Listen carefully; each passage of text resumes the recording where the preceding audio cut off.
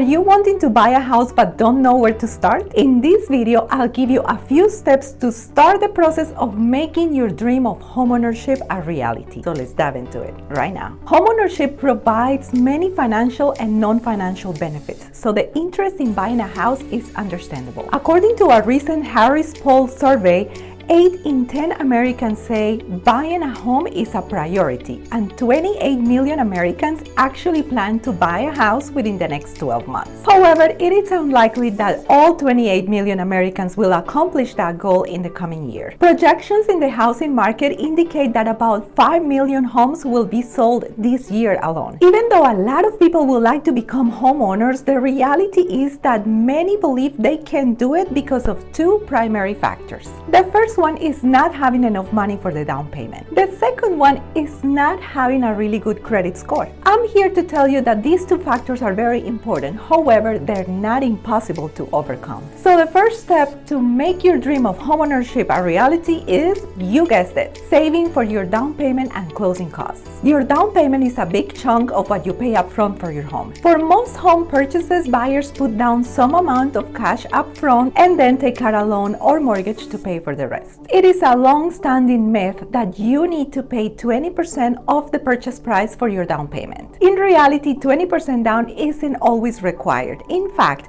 according to the National Association of Realtors, today's median down payment is 14% for the average buyer and just 6% for the first-time home buyer. Did you know that there is something called down payment assistance? Yes, there is such a thing, and it can amount up to $8,500. That is a big help. If you are able to obtain assistance for your down payment, then the next step is to save for your closing costs. My recommendation is to write down your budget. Open up a spreadsheet in your computer and start writing down how much you make and how much you spend. Then analyze each item and decide which ones you can live without until reaching the desired amount of savings. Please don't allow anyone to discourage you from your goal. A good loan officer can take a look at your overall situation and determine what you need to do to qualify for a loan. Which brings me to my next point, your credit score. Your credit score is a number that indicates how financially reliable you are to lenders. A higher credit score usually means you'll be able to borrow more money at a better interest rate. Now, keep in mind that there is something called your debt to income ratio, which is also taken in consideration for the amount of your loan.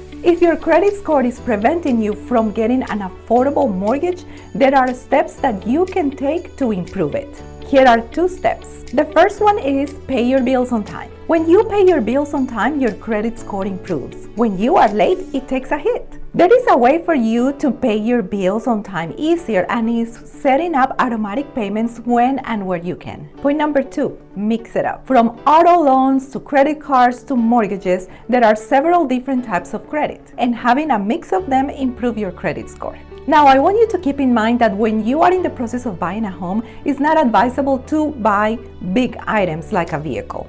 If you already have an auto loan and have been making payments on for a year or two, that's fine. We are just talking about new debt.